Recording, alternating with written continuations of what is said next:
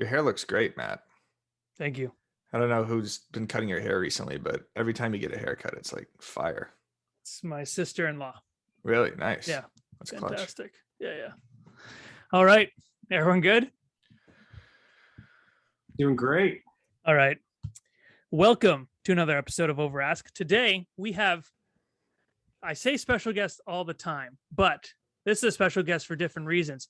This is one of the first people I knew in real estate, someone I looked up to when I got into the business and still do. This is Mr. Austin Keitner. Austin, thanks so much for being on the show. Thanks for having me. Good seeing you too, actually.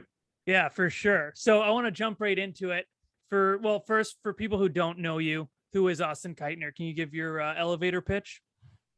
Yeah, I'm just a regular guy who got into real estate 8 years ago, came from sales. Before that, had no idea what I was going to do. I tried running businesses, didn't know what I was doing for sales. The path wasn't looking great, to be honest, boys. And thankfully, I got some good mentorship and skill development in sales. And then I wanted to invest my money in real estate. So I got my license and just have been trying to grow the business the best way I can since then. What kind of sales were you doing before?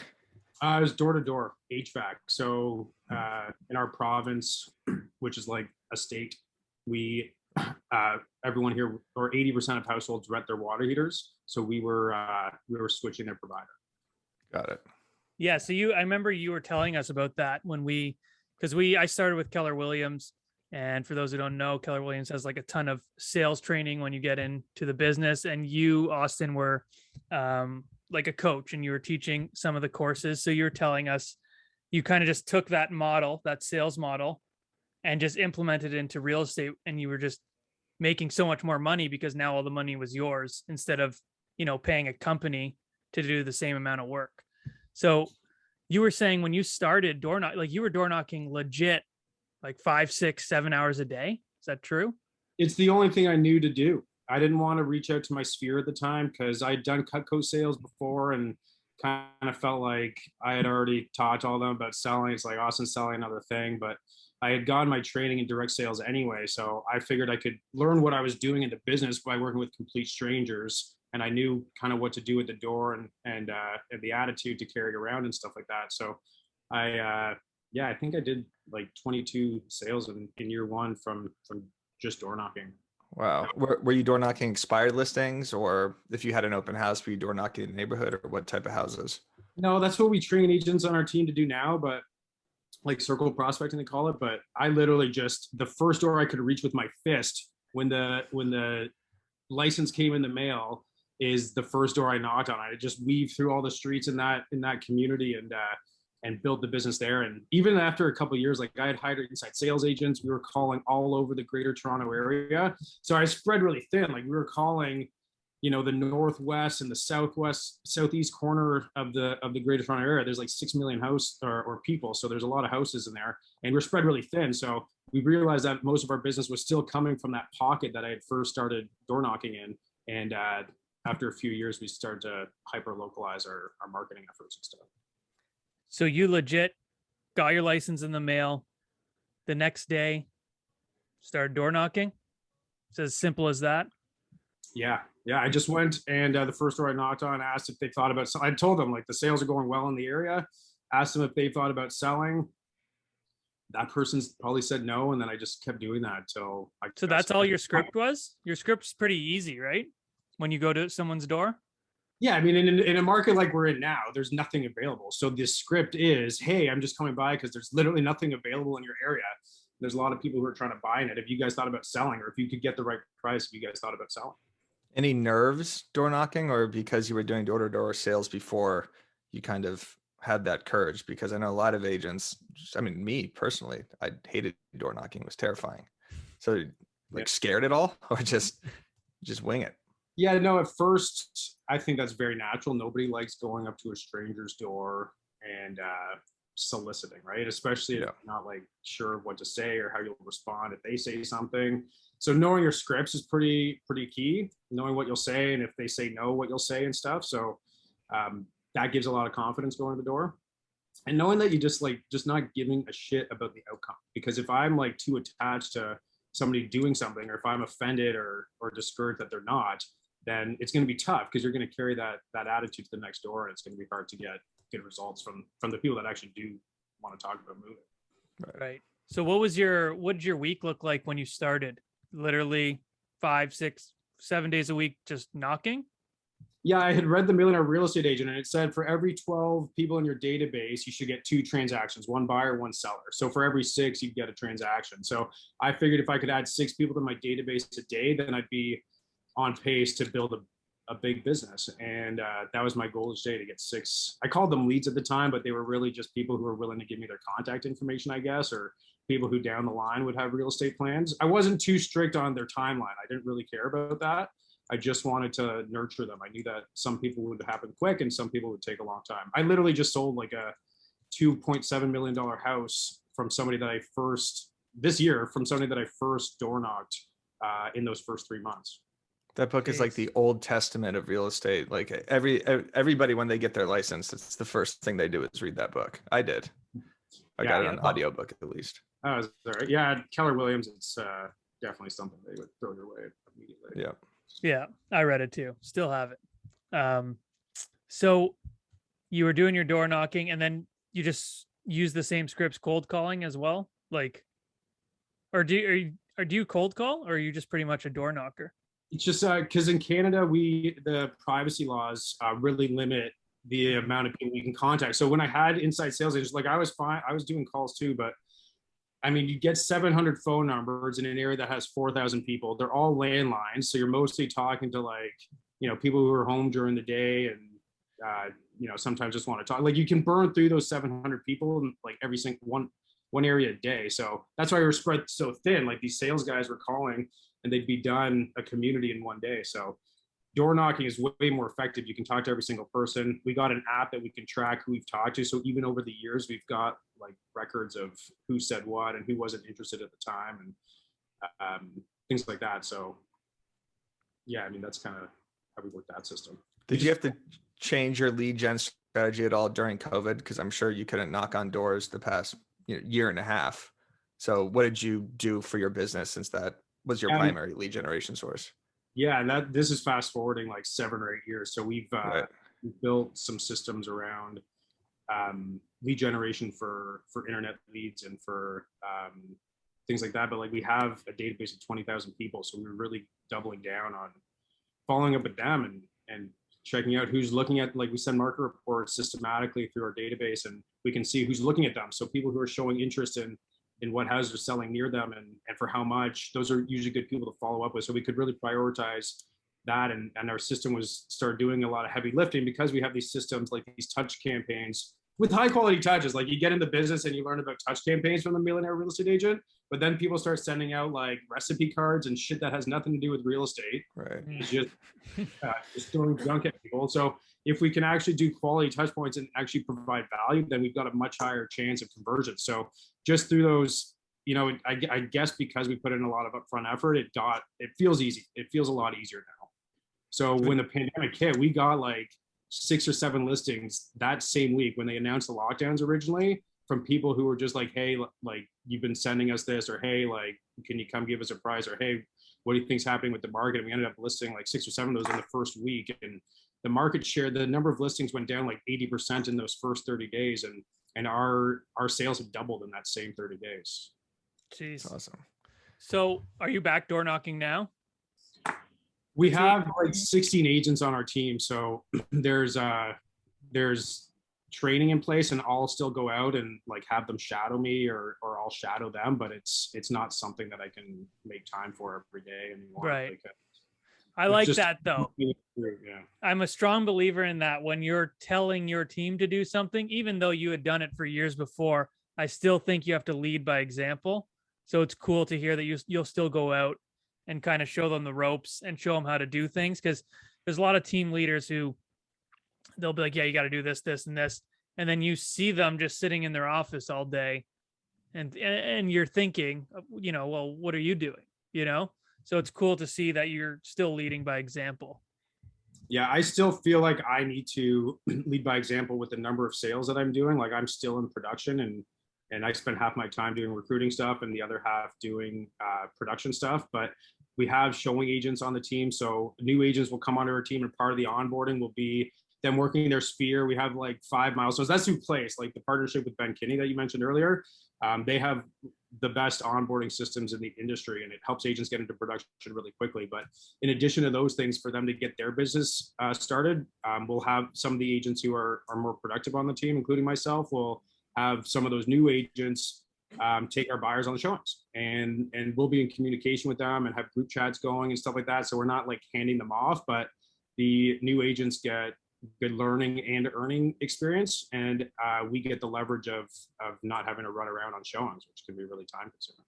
Do you have any newer agents that you've either shadowed, or I mean they've shadowed you or gone on appointments with you, that have just been scared to door knock, or they just like suck on their feet? Because I imagine that not everybody's cut out for that type of thing. 100%. So it depends how big of a business they want. Like we've got a great agent named Alex, and he just is very clear that he doesn't want to do lead generation like that. He's happy to host open houses here and there, but even like giving him internet leads, he doesn't really want. Like he strictly wants to assist agents on their existing buyers.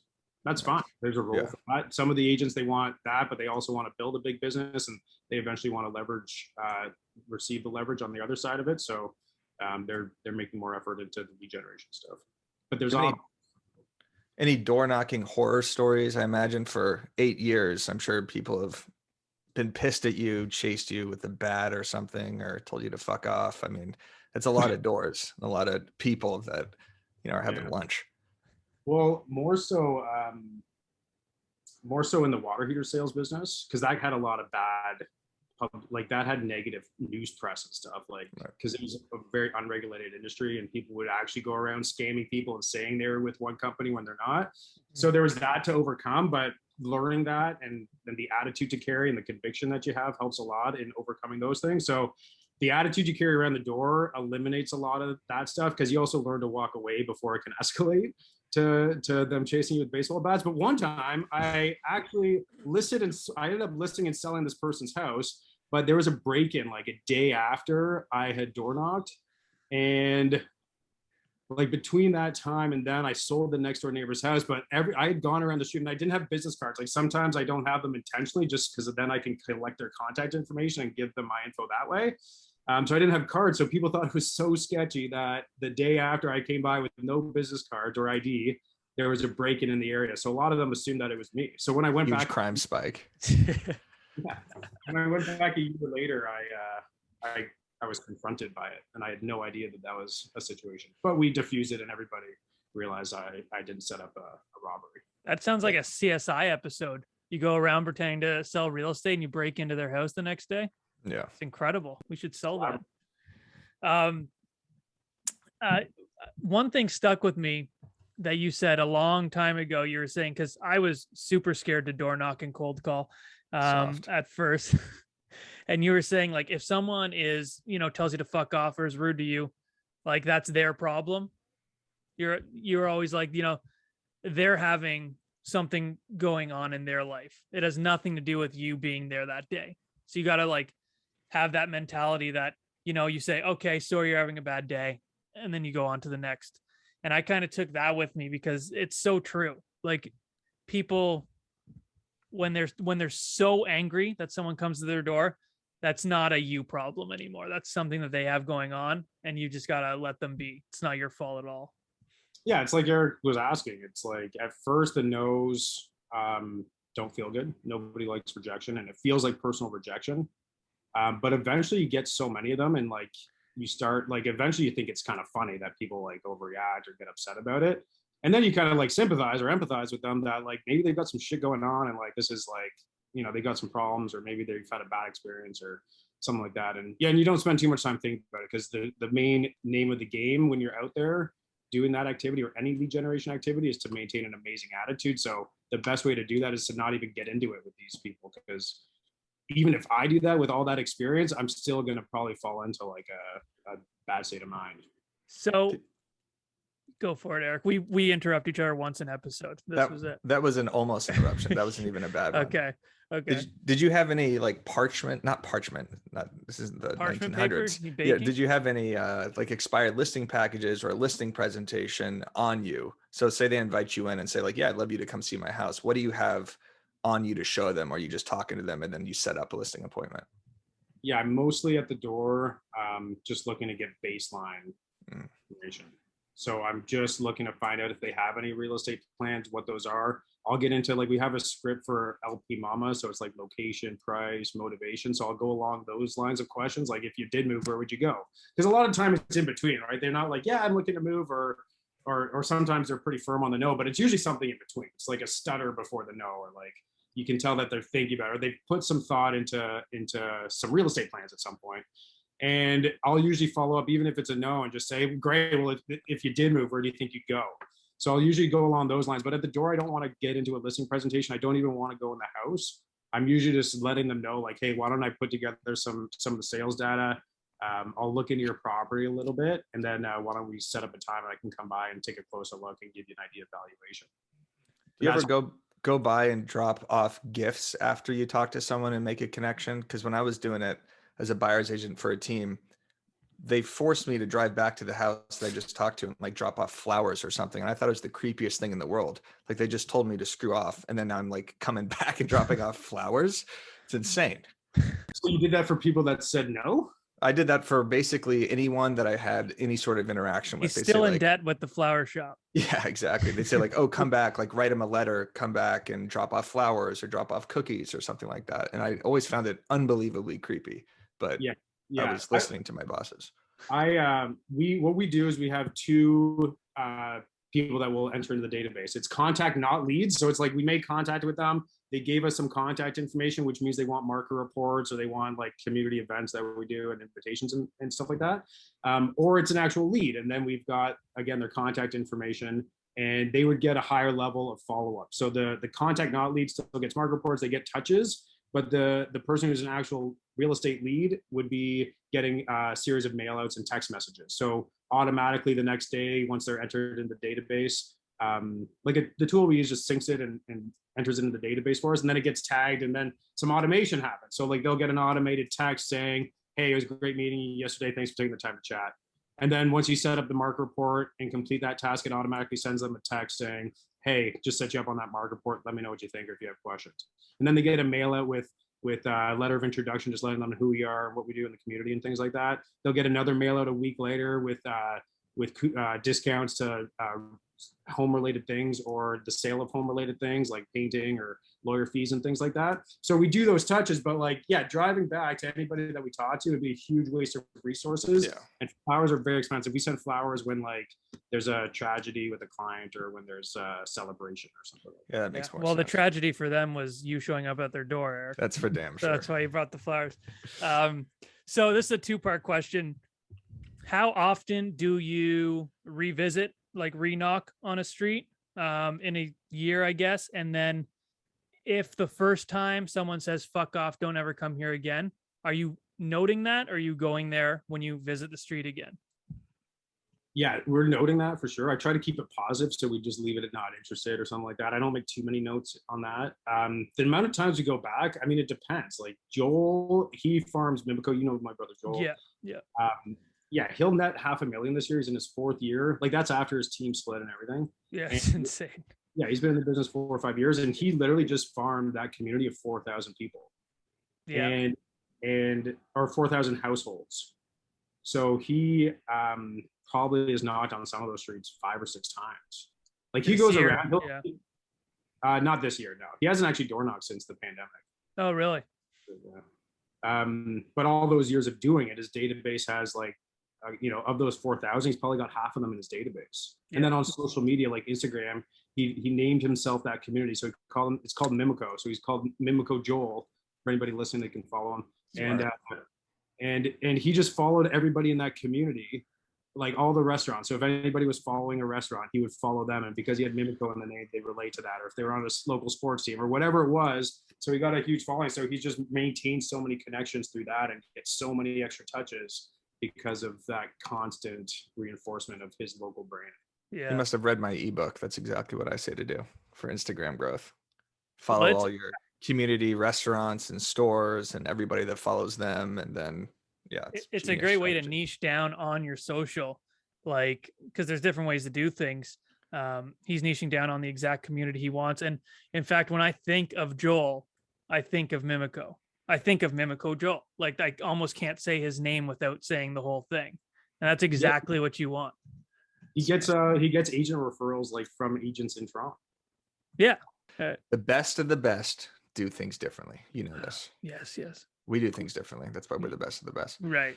And they start by partnering with Boomtown, the top user-related CRM in the game. It's all the user tech tools and support you need to generate and convert conversation-ready leads and flexible packages designed to grow with you.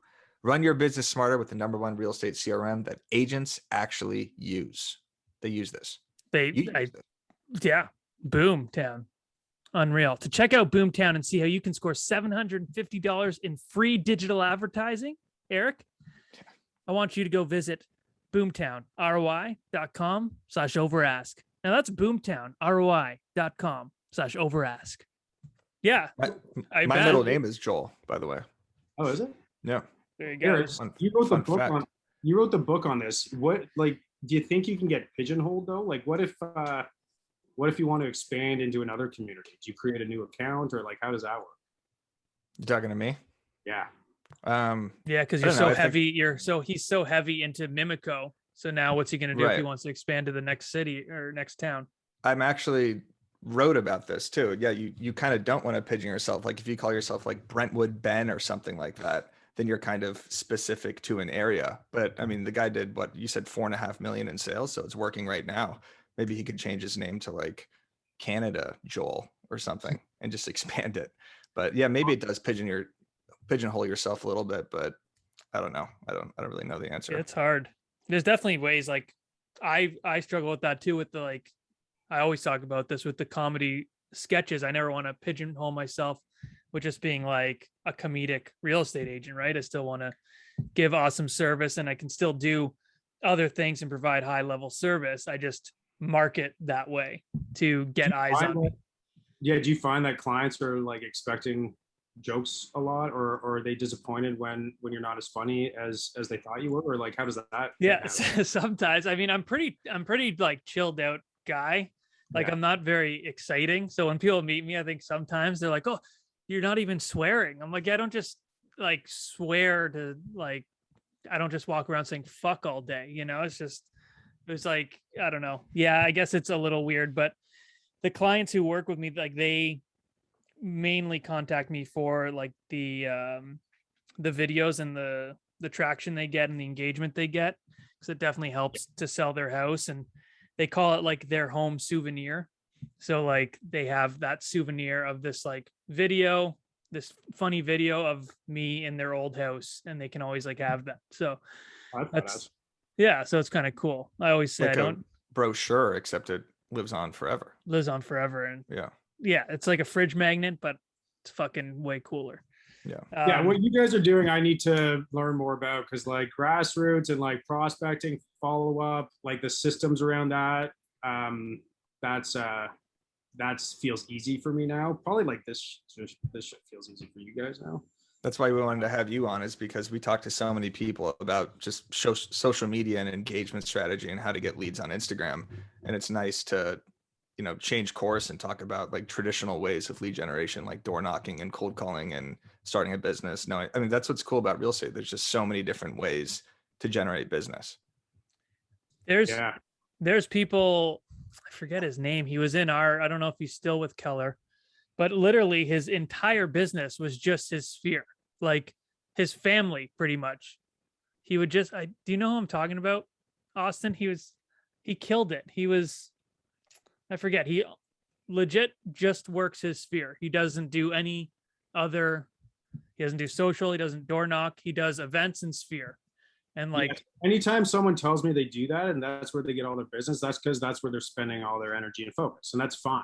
But for like a business to grow and be sustainable and to not be vulnerable to market shifts and things like that, it's really useful. And Ben Kinney teaches us this all the time. But like, to have multiple legs to hold up the chair. Like we don't want a chair that's sitting on one leg because that's going to wobble and you're going to fall off of it. But if we've got like 4 or 5 solid lead sources that we've got systems around, then we can grow those and scale those and not be as vulnerable. Yeah. So let's talk about this Ben Kinney thing, because outside looking in, I mean, you look at your business and it was definitely something that a lot of agents would strive for.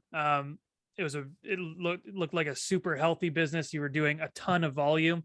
Why'd you team up with Ben Kinney? You've teamed up with Ben Kinney. Why did you think that was the right move for you when you were so successful on your own? That's a great question. I get a lot. And there's a lot of reasons, but building this shit is hard. And building it to just over $1 million in gross commission took me 6 years, and it was a lot of the time not fun, to be honest.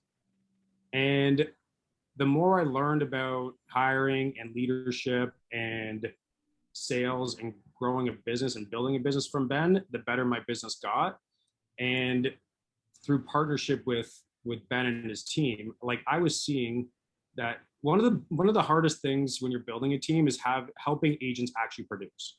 Because it's one thing to be successful and do a bunch of sales, but it's another to help other people do that. It doesn't happen through osmosis. They don't replicate what you do just because you're doing it. Having them being able to shadow you and learn from you and being able to mentor them definitely helps, but having systems for them to actually succeed. So it turned out that Ben's teams in any location that they entered into, their new agents were doing deals in the first 30, 60 days, and they were doing like 2 or 3 times as many as the average agent was doing, who had been in the business for 10 years, but they would do in a year. Like they're doing 25 to 75 deals in their first year on Ben Kinney teams. And any team that's partnered with them in the States has never left them because their businesses keep growing. So I was seeing this and I was working with Ben and like learning from him. So I knew that would be a good thing for my business too. Like I wanted my agents to get onboarded for success and to be able to grow businesses within my business and to help them actually do that. And I couldn't do it on my own.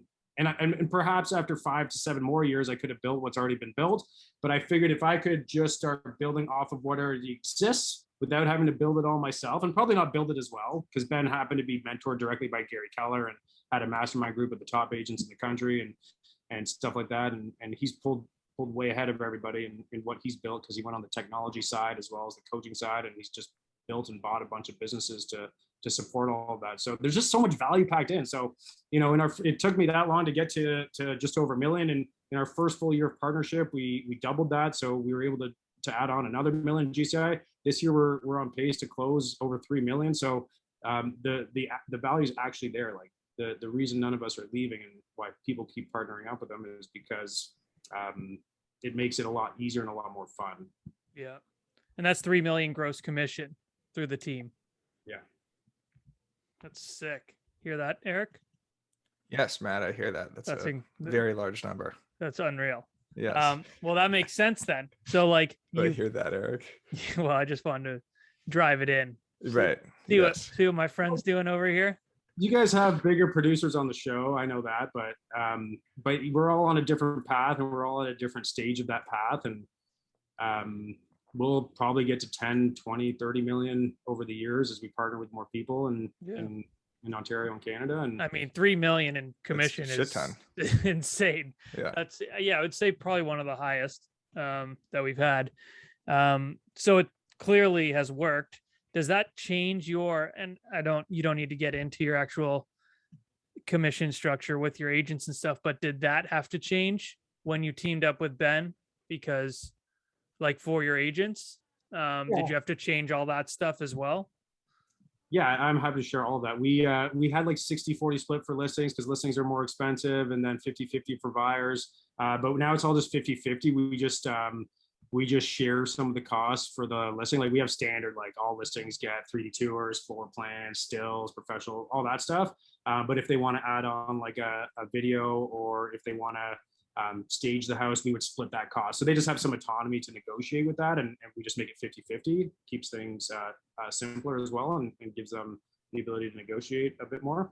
But otherwise, no, we didn't change anything. We had started doing the showing agent model before. So we pay a showing agent 15%, but that comes out of the 50% cost of sale. So there's a 50% cost of sale on everything. And then the rest goes towards paying for salaries, because we have 5 full-time employees that work for our team and for our clients, and for the technology, for the rent, all the things that you spend money on, marketing and all that stuff. And then the rest is profit. And that profit is what I share with Place 50/50. So the more profitable we are, and we're able to achieve economies of scale because they've got so many resources that we tap into. Their legal, their accounting, then built the technology. So that obviously comes with it, and the human resources and things like that.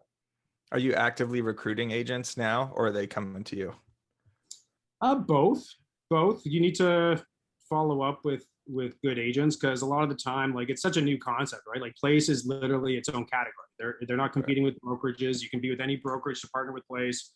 They're bridging the gap between what agents are able to provide for themselves. Because really, like, when you get into the business, you're not just doing sales. Like, you're actually also required to be a business person and create business systems. And for some agents, those systems are just starting from scratch on every single listing and calling the photographer and going to their, text messaging history and whatever they do for paperwork and uploading it and, piecing it all together throughout the process and hoping they didn't miss any of the documents and all that shit, right? So they've got whatever system it is, whether it's good or bad. But with Place to scale and to build, it's just you're plugging into those things that already exist. So it just makes it go a lot faster and a lot smoother. And that's why you're getting more production out of agents right away, because all they have to do is focus on their sales. Yeah. I like that Place hat. It's sweet merchandise. Yeah, it's the only merch I had. I thought I should wear for this. I don't know if does people watch. We have our merch. Yeah, they watch it too, but most of their stuff is listening on Apple Music. This is our merch, showing confirmed. Always like that. We'll send you some merch. Yeah, we'll send it out there. I'm wearing the BA one. Yeah. So how many people listen to your show? Like what is? You think we're gonna give away our numbers live on our own show?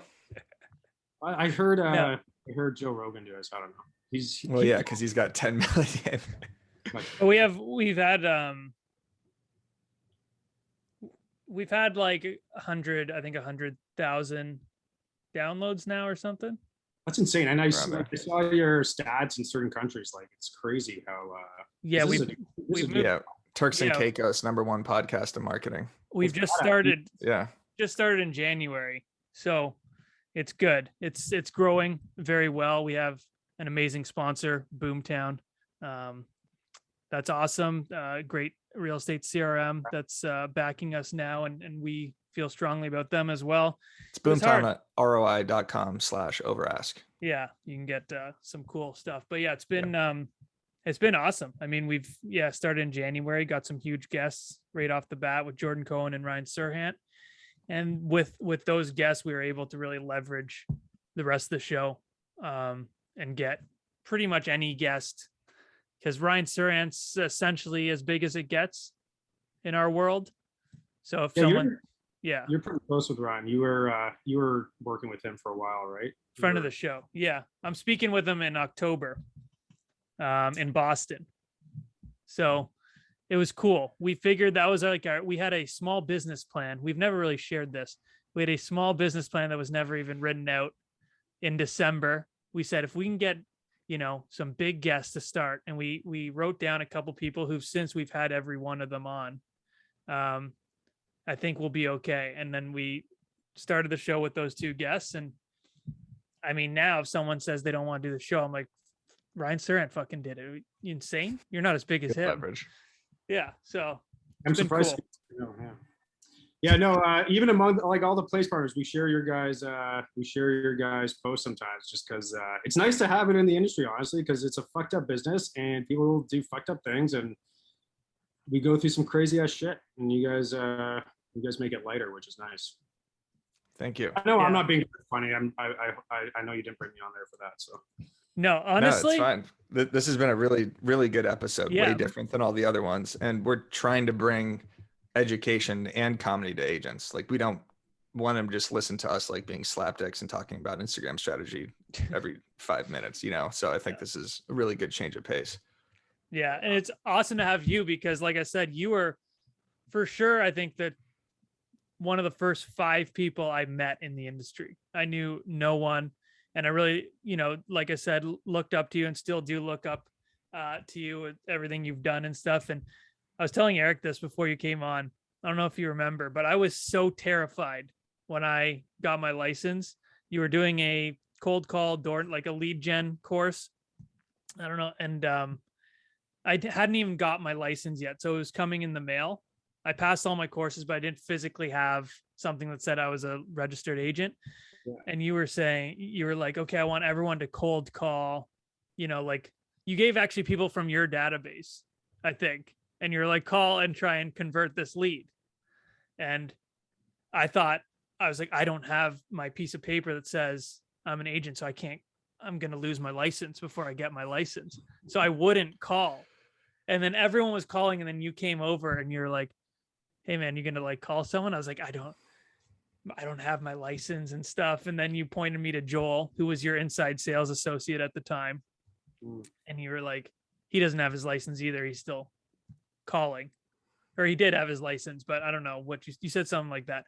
And then you made me call like my friend, and I went out in the hallway because I didn't want anyone to hear what I had to say because I had nothing to say. So I called hoping he wouldn't pick up, and then he picked up. I was like, hey, you want to like buy a house soon? And then he laughed at me and he hung up, and I went back in. But I'm such an asshole. that whole process, like you need that like push.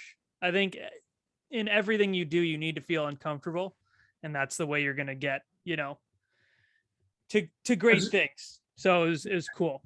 Uncomfortable is the right word, man, because I'm sure like doing these videos at first must have been uncomfortable. I mean, you're putting yourself out there. You're like singing and like actually creating like it's like it's either people are going to love it or they're going to absolutely hate it. There's no in between. It's like a 0 to extreme type thing. So but it was definitely a process, and it took a long time, right? Like I've been doing it for about 2 years now.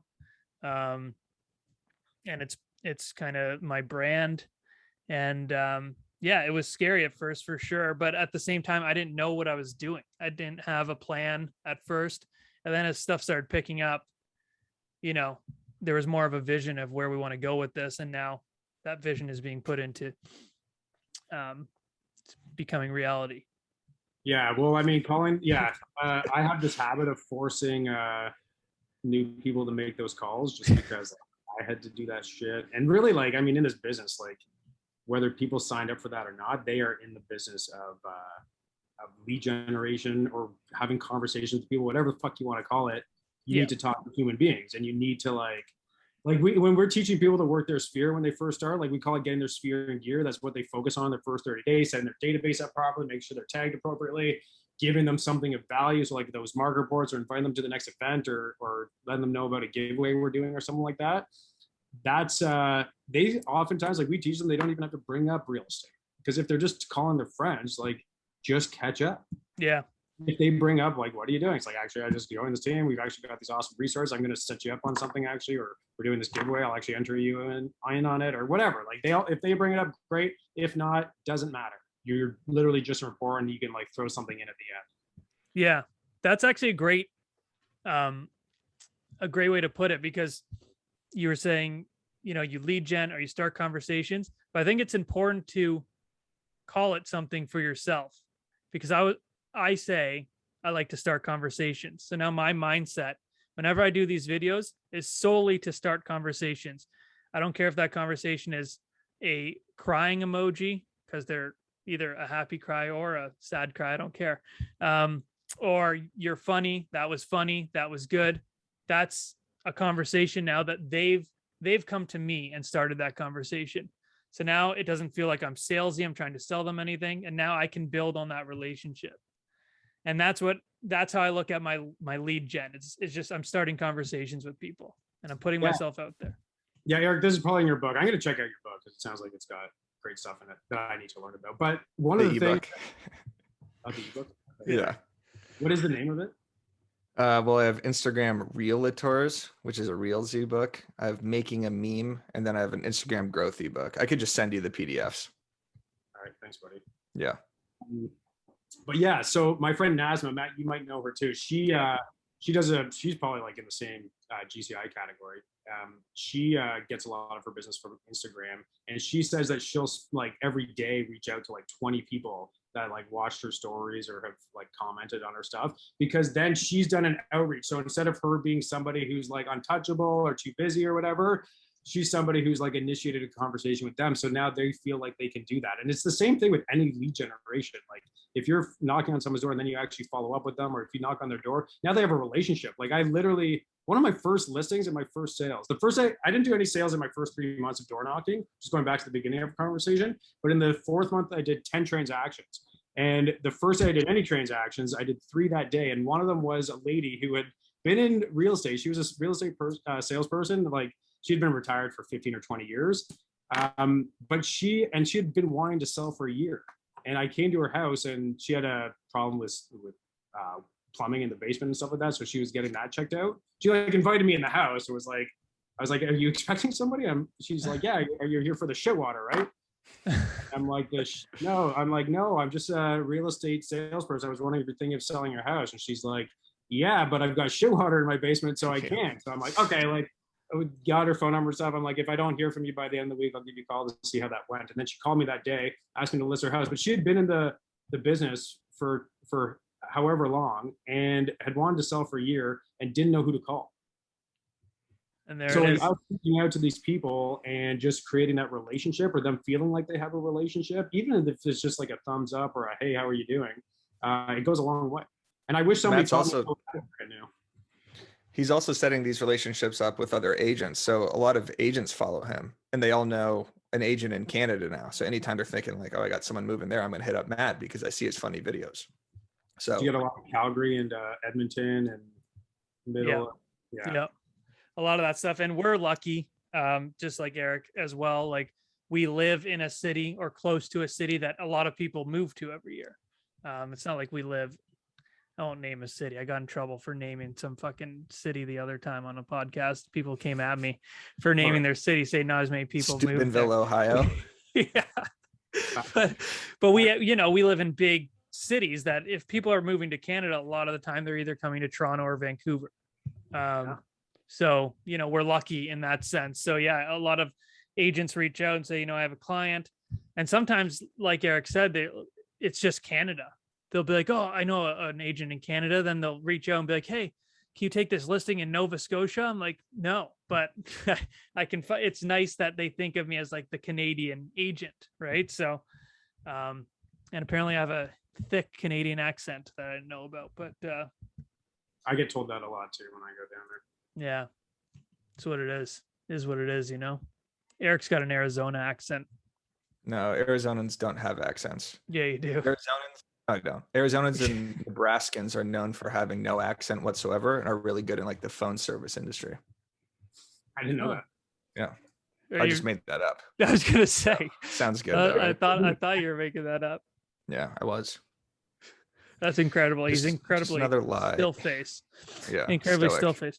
Yes. Well, I think we are we really talked your ear off and we got some good nuggets. I think people who want to start cold calling, door knocking, this can be inspirational to them because it still works. Clearly, you're proof of that it really does work. And, it's not just about Instagram, but I think if you can implement and add both those into your business, the cold calling, the door knocking, and still have a large social presence and build that social credibility, I think you're going to be a force to be reckoned with in this industry.